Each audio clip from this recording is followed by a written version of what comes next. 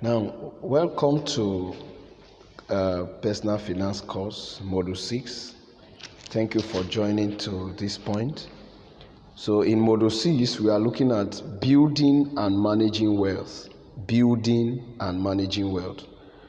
So in this module, we will explore strategies to maximize growth while minimizing risk. We'll look at silent forces that erode wealth. So the goal is not just making wealth, but financial empowerment, purpose, and generational preparedness.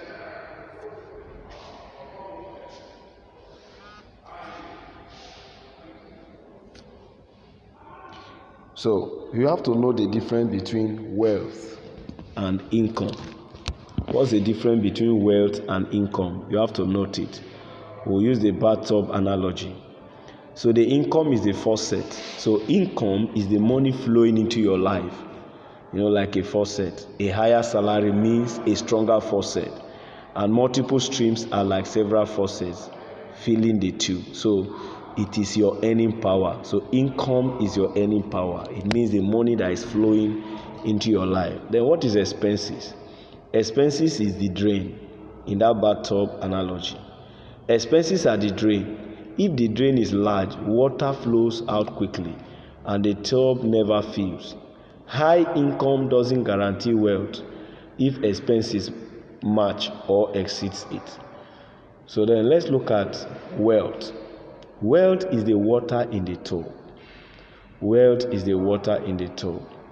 Okay, the drain I say is expenses, but when you talk about wealth, it is the water in the tub. So wealth is the water accumulated. It is what you keep after spending.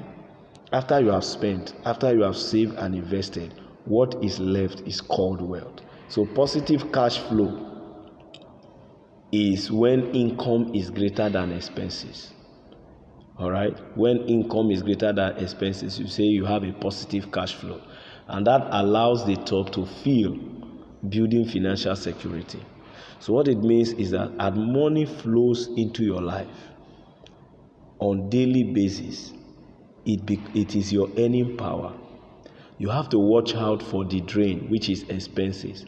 So to have wealth or to enjoy wealth, your income must be greater than your expenses. So wealth is created from what is kept, not just what is earned.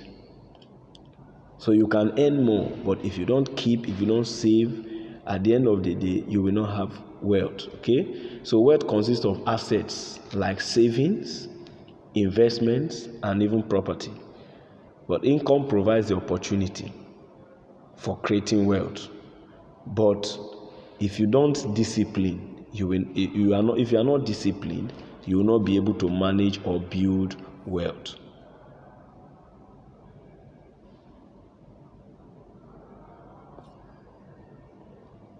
All right. So hope that's very clear. So you have to know that difference between wealth and income.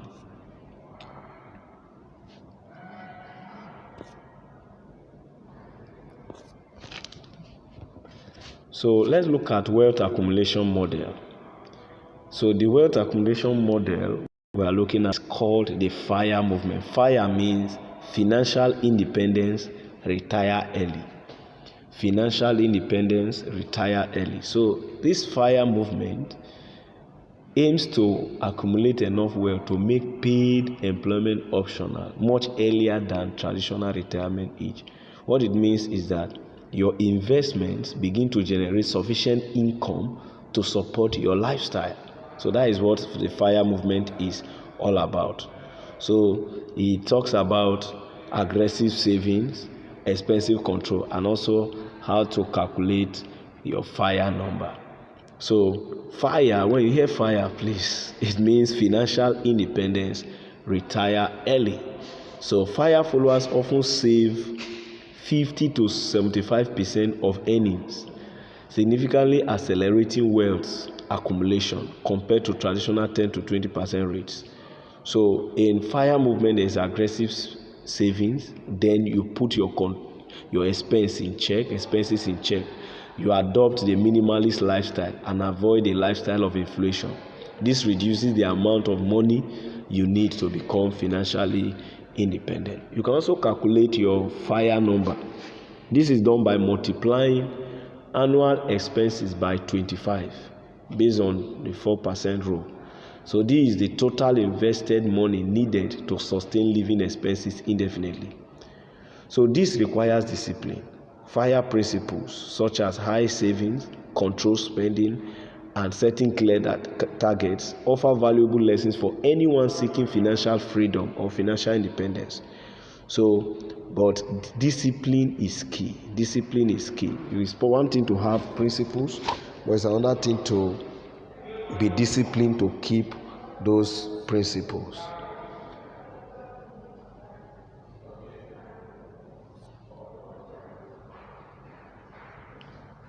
So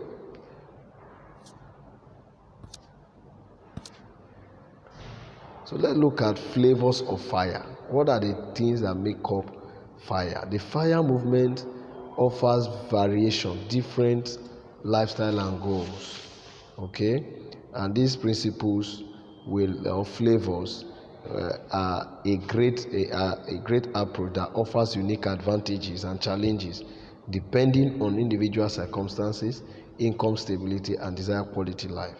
There are three. We have lean FIRE, fat FIRE, and coast FIRE.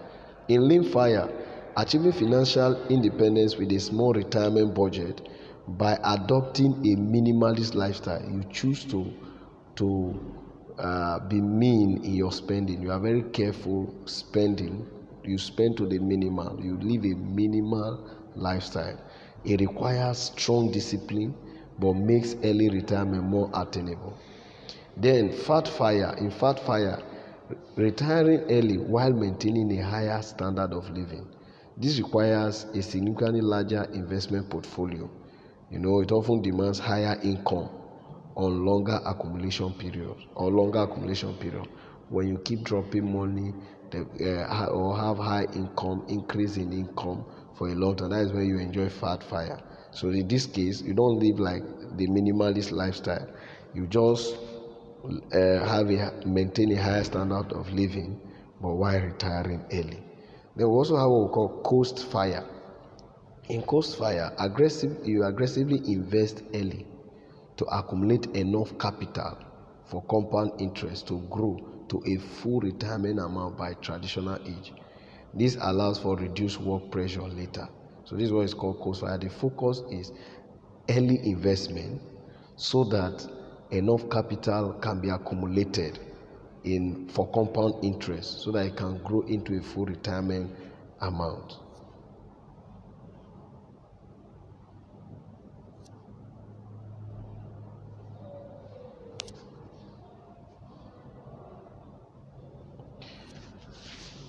All right, let's look at advanced growth strategies. How do you grow? Building wealth involves structuring your financial system to convert income into appreciating assets. That is how to grow. That is how to build wealth. So there's what we call advanced asset allocation. It is crucial for managing your money machine. Dividing investments among different assets like stocks, bonds, and real estate. When you divide your assets into stocks, bonds, and real estate, so we call it asset allocation, and it is an advanced growth strategy. So we need to balance growth and protection. Different asset classes behave differently under different economic conditions. For instance, stocks offer higher returns but more volatility, while bonds provide stability. So combining them appropriately will help to reduce overall risk and enhances diversification. You have to also look at the evolving of asset allocation over time. Asset allocation should evolve with your life stages. For instance, younger investors with long horizons can tolerate more risks, focusing on capital appreciation. But if you begin to near retirement, the focus shifts to preservation rather.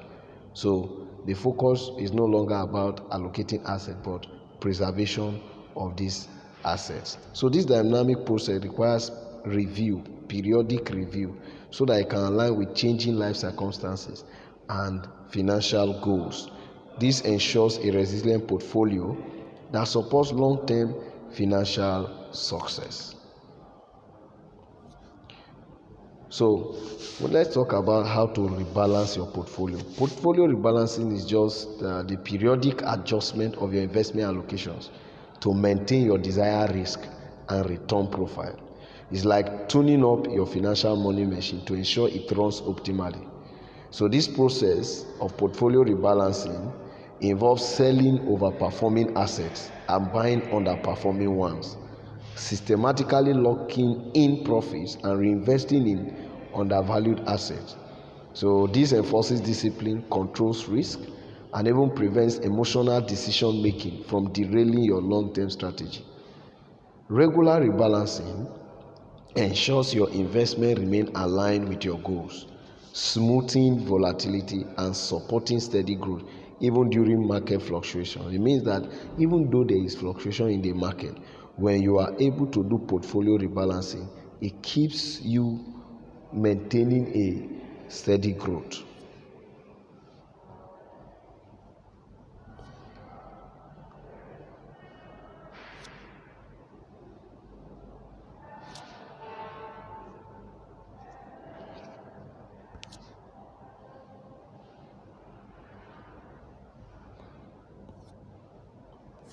Now let's look at how to protect your wealth. This is important. Fighting the silent taxes. Fighting the silent taxes. Protecting wealth means that you begin to identify and dealing with the quiet forces that is steadily draining your wealth over time. So you begin to look at what are the things that are draining, what are the expenses, what are the things you need to cut down, so that you can protect your wealth. We call it the silent taxes. We need to fight it. These silent taxes can include inflation and even taxation. They reduce your money's purchasing power without appearing as obvious expenses. They look so calm, but they can reduce your purchasing power. Inflation erodes purchasing power. It makes your money worthless over time. So invest in assets. That's why it's good to invest in assets like stocks, like real estate and commodities that historically continue to grow faster than inflation, so that it can maintain and increase real purchasing power.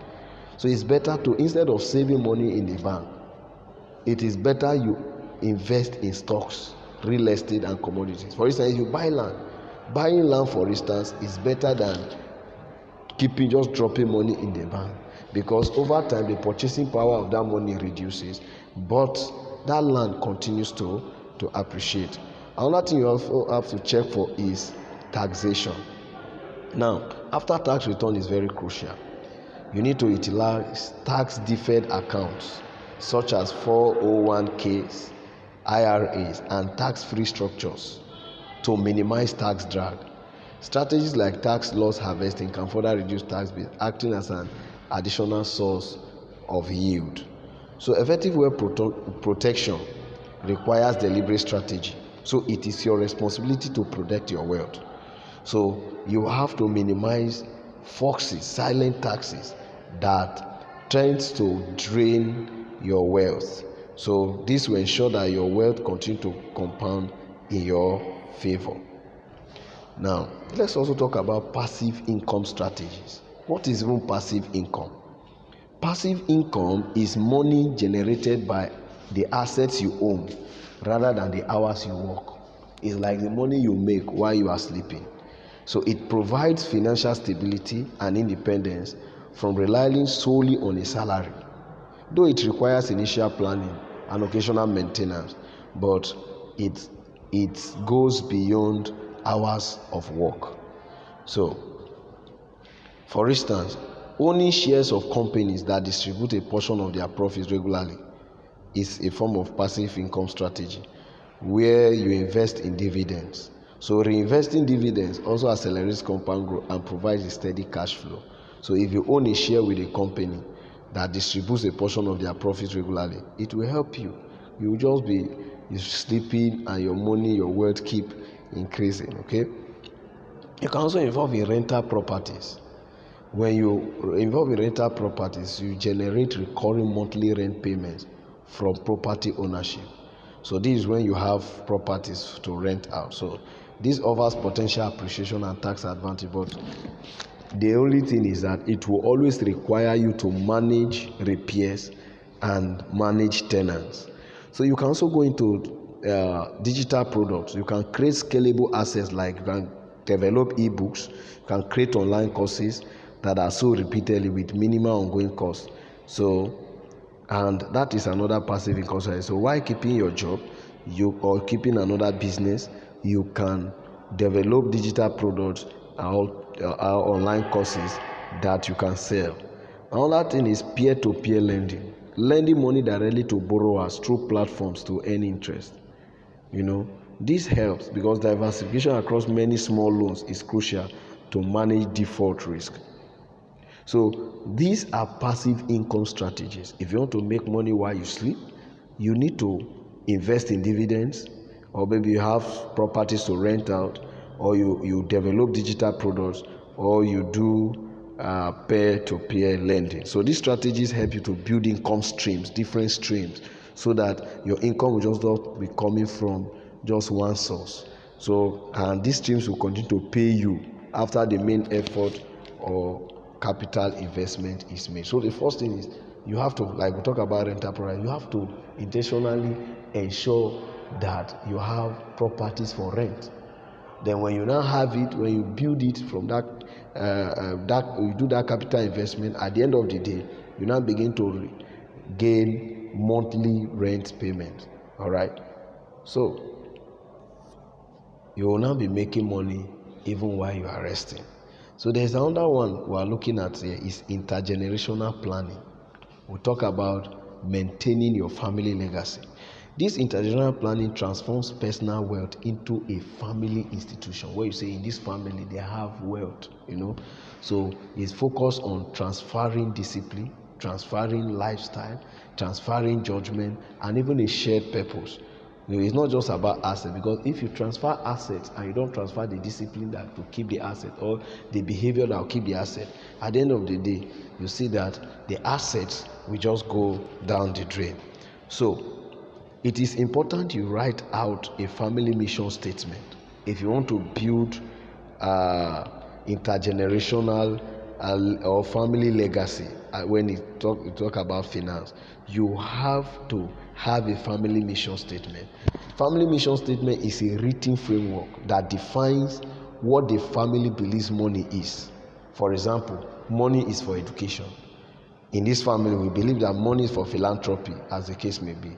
So this will guide future children, future generations in their decisions, and it also fosters a shared sense of value. So you can also organize regular finance meetings, okay, in the family. So regular meetings will normalize money conversation. It will provide age-appropriate financial education, where the family is being educated, and gradually increase transparency. This will build financial literacy and emotional maturity even in people that will inherit your property. You organize financial education for them. You call family finance meetings, where finance is discussed on how to invest and reinvest to ensure that the investment become like a family institution. All right, so we also talk about tools of transfer.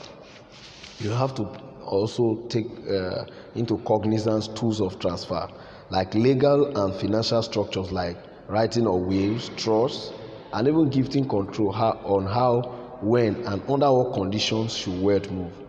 This reduces taxes, even prevent quarrel, disputes, and help to protect the beneficiaries of this wealth you are trying to transfer. So this is good. Sustainable legacy planning treats wealth as a tool. When you do this, you treat wealth as a tool for reinforcing identity and responsibility, and also help you to prepare future decision makers rather than just beneficiaries. It's so unfortunate where some persons leave investment for their family, and at the end of the day, this investment is being sold at a cheaper rate or is not valued. Why? Because you have left investment, or they have left investment for people but beneficiaries that are not financially literate, they are not financially educated. And so that is why you have to also plan intergenerationally, so that you leave a family legacy for your children or your beneficiaries. Now, you need to develop a wealth blueprint. This is a practical exercise. So this will help you to move wealth building from abstract ideas to measurable outcomes. You just sit down and begin to, first, you calculate your net worth. You just reflect on the financial snapshot of your assets minus liabilities. So you just calculate it. After you calculate it, you now move to defining your why. You make a clear statement describing what wealth is meant to accomplish. Is it early retirement? Is it legacy? So this will help. Then number 3 is you check out for leaks. What are the things that serves as leakage that drains your wealth? Identify inefficiencies like high fees, taxes, interest costs, poorly structured accounts. So if you eliminate all these frictions, all these leaks, it will allow more money to compound over time. Then another thing you have to do in defining or drawing your wealth blueprint is that you should draft a family mantra. A family mantra is a constant statement that captures your household's philosophy towards money. What is your family's money philosophy? You can say stewardship. Talk about discipline. All right. So this will shape financial behavior across generations. So mastering of wealth management requires a shift in mindset. All these things we'll be talking about is shift in mindset from thinking short term to long term planning, discipline, and also making purposeful decisions. So in conclusion, in this module 6, we talk about the science of managing wealth. And wealth management is the pinnacle of personal finance. It is the stage where your earnings transform into ownership and discipline strategies convert income into enduring financial security. You have seen through this module that building wealth is only the first step, but protecting it against inflation, taxes, and market volatility is very crucial. All right. So ultimately, mastering of wealth management, I say, requires a shift in mindset from focusing on short-term income. So when you are planning wealth or you are talking about wealth, you don't just think short-term. You think long-term. You think long-term. All right. You think long-term. You go beyond individual prosperity to what? To a broader perspective where you prepare your family for long-term stewardship. And this you can do by establishing a family vision, practicing regular finance education, and use legal structures like wills, like trust, and gifting.